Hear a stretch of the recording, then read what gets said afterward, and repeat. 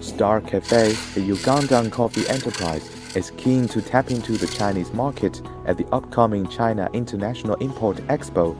Located in the central Ugandan district of Mukono, Star Cafe exports the beverage to the global market, including China.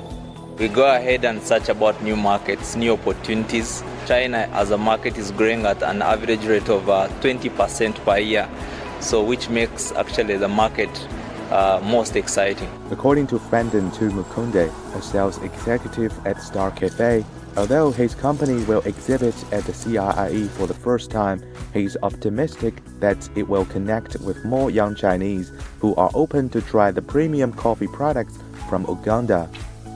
I think these expos are quite open, and I believe it's any Ugandan SME or African SME should come. China as a market is really huge, a 1.4 billion population. That's quite a huge number.